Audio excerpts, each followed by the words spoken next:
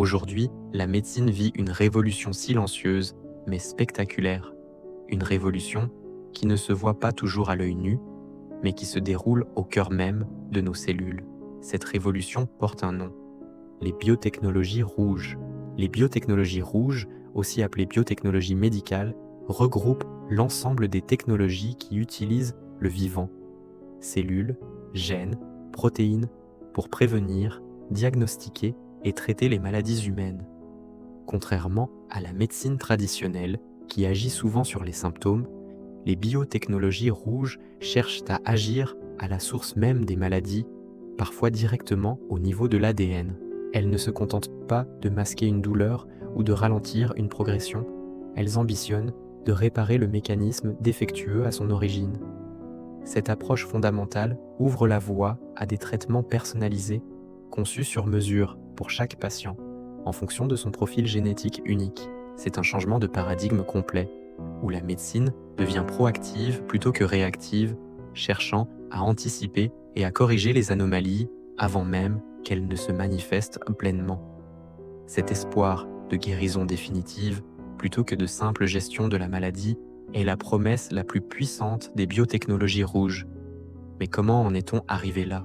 L'histoire de cette révolution n'est pas le fruit du hasard, mais elle, aboutissement de décennies de recherches acharnées et de découvertes fondamentales qui ont redéfini notre compréhension de la vie elle-même. Tout commence avec les grandes découvertes du XXe siècle, la structure de l'ADN, la compréhension du code génétique, puis l'apparition du génie génétique. En 1953, James Watson et Francis Crick dévoilent la structure en double hélice de l'ADN, la molécule qui contient le plan de construction de tous les êtres vivants. C'est le point de départ. Soudain, le livre de la vie n'est plus un mystère insondable. Ses pages peuvent être lues, son langage déchiffré. Dans les années qui suivent, les scientifiques percent les secrets du code génétique, comprenant comment les séquences d'ADN sont traduites en protéines, les véritables ouvrières de nos cellules. Puis vient le génie génétique, dans les années 1970, avec des techniques comme la recombinaison de l'ADN, qui permettent de couper-coller des gènes d'un organisme à un autre. À partir de ce moment, être humain, ne se contente plus d'observer le vivant. Il commence à le comprendre, puis à le modifier.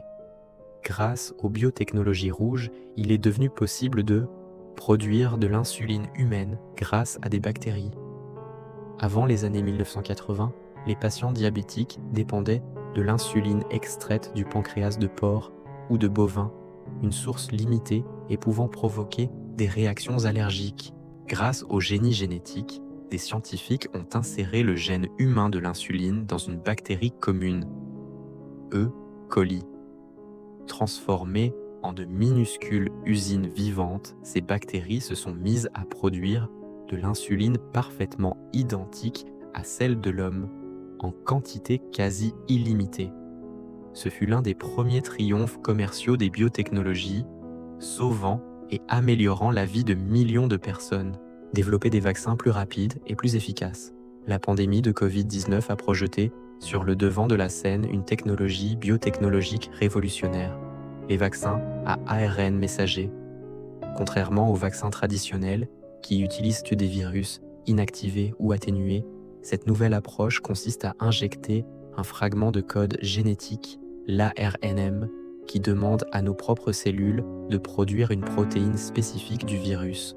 Notre système immunitaire apprend alors à reconnaître et à combattre cette protéine, se préparant à une véritable infection sans jamais avoir été exposé au virus entier. Cette méthode, plus rapide à développer et à produire, a changé la donne dans la lutte contre les pandémies. Détecter des maladies avant même l'apparition des symptômes. Les diagnostics moléculaires représentent une autre avancée majeure. Des techniques comme la PCR, réaction en chaîne par polymérase, peuvent amplifier d'infimes quantités de matériel génétique permettant de détecter la présence d'un virus, d'une bactérie ou même des mutations génétiques associées à certains cancers, bien avant que la maladie ne soit visible.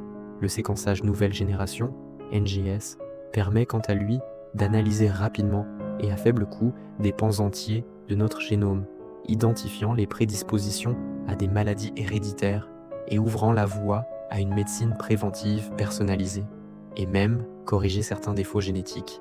C'est sans doute le domaine le plus spectaculaire.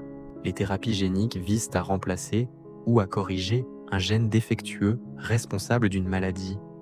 Des outils d'édition génomique comme CRISPR-Cas9, souvent décrits comme des ciseaux moléculaires, permettent de modifier l'ADN avec une précision inégalée.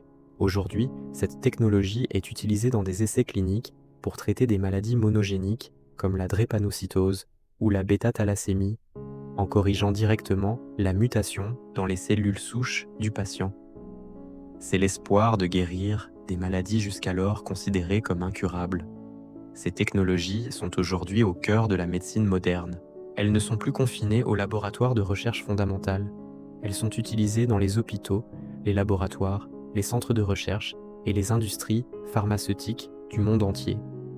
Les anticorps monoclonaux, des protéines conçues en laboratoire pour cibler spécifiquement des cellules cancéreuses ou des agents inflammatoires, sont devenus des traitements de référence en oncologie et en rhumatologie. Les thérapies cellulaires, comme les CAR-T cells ou les propres cellules immunitaires d'un patient, sont modifiées pour attaquer son cancer, offrent des rémissions spectaculaires là où toutes les autres options avaient échoué. Des diagnostics au traitement, les biotechnologies rouges redéfinissent chaque étape du parcours de soins, mais ce n'est que le début. Dans la suite de cette vidéo, nous allons découvrir comment ces biotechnologies fonctionnent concrètement et surtout comment elles transforment déjà la vie de millions de patients. Nous plongerons dans les mécanismes fascinants de la thérapie génique. Nous explorerons le potentiel de la médecine régénérative pour reconstruire des tissus et des organes et nous aborderons les questions éthiques que soulèvent ces puissantes technologies. La révolution ne fait que commencer et elle promet de redessiner les frontières de la médecine et de la condition humaine elle-même. Entrons maintenant dans le cœur du sujet. Les applications concrètes des biotechnologies rouges en médecine. L'une des avancées les plus révolutionnaires est sans doute la thérapie génique. Son principe est simple en théorie: remplacer, réparer ou neutraliser un gène défectueux responsable d'une maladie. Pendant longtemps, cette idée relevait presque de la science-fiction. Aujourd'hui, elle est devenue une réalité clinique pour certaines maladies rares, notamment des troubles immunitaires et génétiques graves. Une autre avancée majeure est l'outil CRISPR-Cas9, souvent décrit comme des ciseaux génétiques. CRISPR permet de couper l'ADN à un endroit très précis, puis de le modifier. Grâce à cette technologie, les scientifiques peuvent corriger des mutations génétiques, étudier le rôle précis de certains gènes et envisager de nouveaux traitements contre le cancer ou les maladies héréditaires. Parlons aussi des vaccins à ARN messager rendus célèbres lors de la pandémie de Covid-19. Contrairement aux vaccins classiques, ils n'injectent pas le virus, mais une instruction génétique temporaire qui apprend à nos cellules à se défendre. Cette technologie ouvre la voie à des vaccins plus rapides à développer, des traitements contre certains cancers et des réponses plus adaptées aux mutations des virus. Les cellules souches représentent une autre pierre angulaire des biotechnologies rouges. Elles ont la capacité unique de se transformer en différents types de cellules. Cellules nerveuses, musculaires, sanguines. Elles sont étudiées pour réparer des tissus endommagés, traiter des maladies neurodégénératives ou encore régénérer des organes. Enfin, la médecine personnalisée marque un changement radical de paradigme. Plutôt que de proposer le même traitement à tous les patients, on adapte la thérapie au profil génétique de chaque individu. La médecine de demain ne sera plus standardisée, elle sera sur mesure.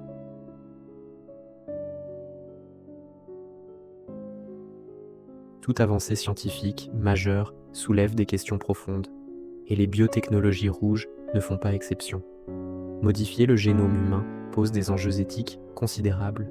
Jusqu'où est-il acceptable d'intervenir sur le vivant?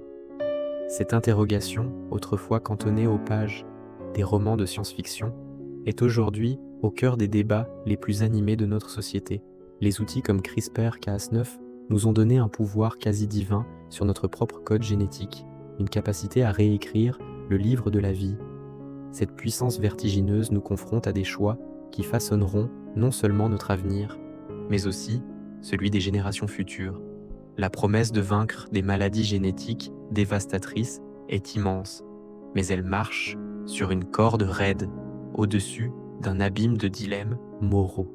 Chaque avancée nous rapproche d'un point de non-retour, nous forçant à définir collectivement ce que signifie être humain et quelles sont les limites que nous ne devons pas franchir. Corriger une maladie grave semble légitime. Quoi de plus noble que d'éradiquer la mucoviscidose, la chorée de Huntington ou l'anémie falciforme directement à la source? LOL. Idée de libérer, l'humanité de ses fardeaux génétiques est un moteur puissant pour la recherche et suscite un large consensus public.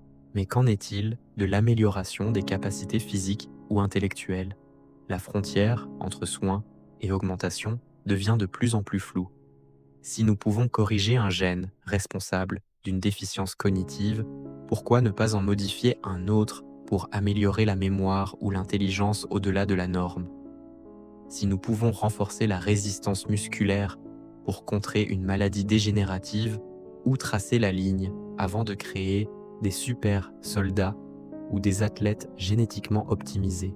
Ce glissement subtil du thérapeutique vers l'amélioratif nous entraîne sur un terrain glissant où le risque de créer une société à deux vitesses divisée entre les naturels et les augmentés devient une préoccupation tangible et alarmante. La question de la protection des données génétiques est également cruciale. Notre ADN contient des informations intimes sur notre santé, notre origine et notre avenir biologique. Chaque cellule de notre corps recèle une bibliothèque complète sur qui nous sommes, nos prédispositions à certaines maladies, nos liens de parenté et même des indices sur nos traits de caractère. À mesure que le séquençage du génome devient plus accessible et abordable, des millions de personnes confient leur code génétique à des entreprises, que ce soit pour des tests de généalogie récréatifs ou des bilans de santé prédictifs. Cette accumulation massive de données constitue une mine d'or d'une valeur inestimable, mais aussi une bombe à retardement potentiel. Qui contrôle ces informations? Comment sont-elles stockées, sécurisées et utilisées? La nature permanente et inaltérable de notre ADN signifie qu'une fuite de données génétiques est bien plus grave qu'une fuite de mots de passe ou de numéros de carte de crédit. C'est notre identité biologique la plus fondamentale qui est en jeu. Si ces données tombent entre de mauvaises mains, elles pourraient être utilisées à des fins discriminatoires, notamment par des assurances ou des employeurs. Imaginez un monde où une compagnie d'assurance vous refuserait une couverture ou augmenterait vos primes sur la base d'une prédisposition génétique à une maladie cardiaque, même si vous ne la développez jamais. Visualisez un employeur écartant votre candidature pour un poste à haute responsabilité, non pas à cause de vos compétences, mais parce que votre génome suggère un risque accru de développer une maladie neurodégénérative dans 20 ans. Ce déterminisme génétique pourrait créer une nouvelle forme de stratification sociale, une sous-classe génétique stigmatisée et exclue sur la base de probabilités statistiques inscrites dans leur ADN. Le potentiel de mésusage ne s'arrête pas là. Les gouvernements autoritaires pourraient utiliser ces informations pour le profilage ou le contrôle de population. La protection de notre intimité génétique n'est donc pas un simple enjeu technique, mais un impératif démocratique fondamental. Les biotechnologies rouges soulèvent aussi le problème de l'accès équitable aux soins. Ces technologies sont coûteuses et complexes. Le développement d'une thérapie génique ou d'un traitement à base de cellules souches nécessite des années de recherche fondamentale, des essais cliniques rigoureux et des infrastructures de pointe représentant des investissements de plusieurs milliards d'euros. En conséquence, les premiers traitements qui arrivent sur le marché affichent des prix astronomiques, se chiffrant souvent en centaines de milliers, voire en millions d'euros par patient. Le risque est de créer une médecine réservée à une élite, accentuant les inégalités mondiales de santé. Comment justifier qu'un traitement capable de sauver une vie ne soit accessible qu'aux plus fortunés ou aux citoyens des pays les plus riches? Cette situation pourrait creuser un fossé sanitaire sans précédent, non seulement entre les nations, mais aussi au sein même de nos sociétés, entre ceux qui peuvent se payer l'accès à une longévité en bonne santé et ceux qui en sont exclus. L'équité devient alors une question centrale. La promesse de la médecine du futur doit-elle être un privilège ou un droit universel? Malgré ces défis, le futur des biotechnologies rouges est immense. Les chercheurs travaillent déjà sur des organes cultivés en laboratoire, des traitements anticancéreux ultra ciblés et des diagnostics prédictifs basés sur l'intelligence artificielle. La perspective de pouvoir un jour remplacer un foie ou un rein défaillant par un organe bio-imprimé parfaitement compatible car créé à partir des propres cellules du patient mettrait fin aux longues listes d'attente pour les greffes et aux problèmes du rejet. Dans le domaine de l'oncologie, les thérapies XIART, qui reprogramment les cellules immunitaires du patient pour qu'elles reconnaissent et détruisent les cellules cancéreuses, offrent des rémissions spectaculaires là où toutes les autres options avaient échoué. Parallèlement, l'alliance de la génomique et de l'IA permet d'analyser des quantités massives de données biologiques pour déceler les signes avant-coureurs de maladies des années avant l'apparition des premiers symptômes, ouvrant la voie à une médecine véritablement préventive. Nous entrons dans une ère où la médecine ne se contentera plus de guérir, mais où elle cherchera à anticiper les maladies avant même leur apparition. Cette transition marque un changement de paradigme fondamental. Plutôt que de réagir à la maladie une fois qu'elle est installée, nous pourrons intervenir en amont en corrigeant les déséquilibres ou les prédispositions avant qu'ils ne causent des dommages irréversibles. Un simple test sanguin pourrait à l'avenir nous alerter sur un risque de diabète, de maladie d'Alzheimer ou de certains cancers, nous permettant d'adopter des stratégies de prévention personnalisées, qu'il s'agisse de changements de mode de vie, de supplémentation ciblée ou de traitements préventifs. Cette approche proactive promet de transformer radicalement notre espérance de vie en bonne santé.